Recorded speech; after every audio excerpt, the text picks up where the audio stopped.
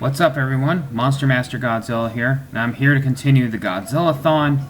We're now up to Godzilla vs. Hedorah. Now, this one's a 1971 film, and also known as Godzilla vs. the Smog Monster. I have here my figure of Godzilla 1968 to 72 in my right here to represent the film. I don't have any Hedorah figures, but this is the only figure I have to represent the film. And so this is the only figure I have to represent this film. So, what can I say about this one? This one's a very colorful film. I mean, it has a... although it has some elements where it's pretty dark, like, they had a moment where it follows a new line of Godzilla movies targeting towards children. Yeah, which is... I don't know if I can say this one's for kids. And it's, like, really weird. It comes up with, some parts of it were really adult, which the 70s were very violent. Like, have them geared towards children, and they have them geared towards children, and they have something extremely dark and violent.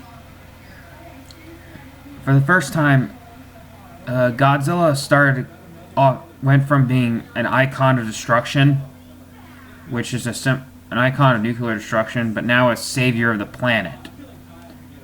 Yes, this is the time when Godzilla evolved into a superhero, but this time he was talking about, this situation, Godzilla's being more like an environmentalist, really saving the planet. This whole movie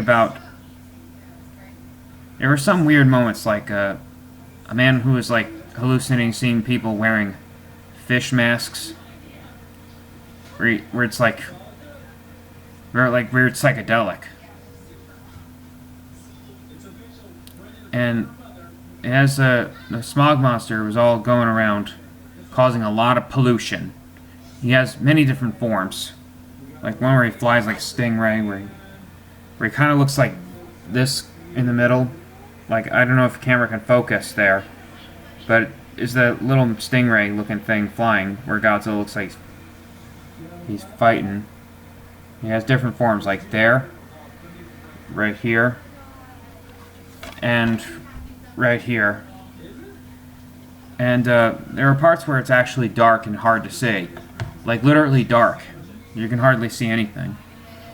And there was a time... There were some weird moments, like... The smog monster absorbs toxic fumes that made him stronger. And all pollution to make him stronger. Like how Godzilla absorbs atomic... nuclear radiation. Which nuclear radiation also makes Godzilla stronger. So, basically, like Godzilla, who served as a metaphor for atomic bombing, Hedorah has been used as a metaphor for pollution. It gives off a moral about... It gives us a hidden message about polluting the world. Saying, don't pollute. Give a hoot, don't pollute. And so, this monster, Godzilla is basically looking like he's fighting a giant piece of shit. A literal piece of shit. And the weird thing is, it did have a funny moment where the smog monster, dribbles all of his shit all over the club, and left a cat. And the cat comes out meow? And I wonder what Toho did to that poor cat. Which...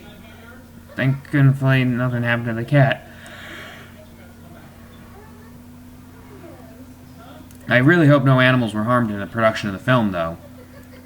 So anyway, there's some moments where it's funny, where Godzilla's trying to fight and dance around. And for the first time, and after that, they actually used a child actor in a Godzilla film, and the child actor in this one, not so annoying. He doesn't seem so annoying. Not very aggravating like the one from Godzilla's Revenge. So, right when, and like there was moments where Godzilla in the final battle, Hedorah knocks out Godzilla into a hole and literally takes a shit on him. And oh boy, that was a tough battle for Godzilla. So, and then one time in the final battle, Godzilla like raises his arms off, curls up, and puts his tail up and starts flying, which it's just so like a big what the fuck moment in Godzilla, where he actually flew. He curls up, uses his atomic breath to launch himself in the air, and he starts flying. Even on a chapter in the DVD menu, and ends up calling it. When you get a chapter on the DVD menu, it says something you don't see every day. No joke. That's literally the name of the title of the chapter. Is something you don't see every day, which that's hilarious, in a way. And also, Godzilla during battle, he ends up having one skeletal hand, like one skeletal hand right there, which is pretty much what he has small right here, and one of his eyes got splotched in by that mud stuff, and throughout the battle he ends up having those weird things that he's holding, which look like balls, which I'm not sure what those things are, but please tell me in the comments below if you know what those things are. So after Hedorah was defeated, and Godzilla then walks away. So then the kid ends up yelling Godzilla and saying goodbye and stuff. And so Godzilla saves the day. Or did he? Because it definitely left a cliffhanger thinking about that someday Hedorah may rise again. So,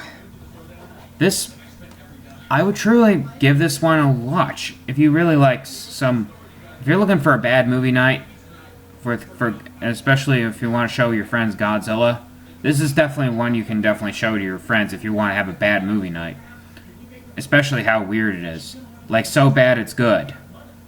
Like, yeah, this is one of those Godzilla movies that are so bad it's good. Especially with big what the fuck moments. Like the Godzilla flying.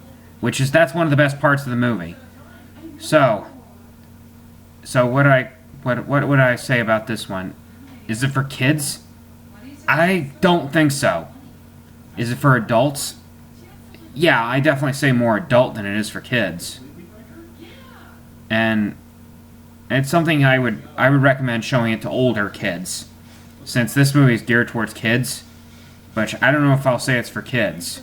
I would recommend you show it to older children, especially when you see a scene where the smog monster turns, where Hedorah reduced to skeletons, which that's very fucked up for a kids movie. So, I mean, what I have here in this collection is the Kraken releasing on DVD, which, like my copies of the of 1984, as well as Godzilla vs. Gigan, and Godzilla vs. the Sea Monster. And so, I recommend you grab this in your collection, especially if you want to have a bad movie night. So, and that's all I have to say, folks, and stay tuned for more.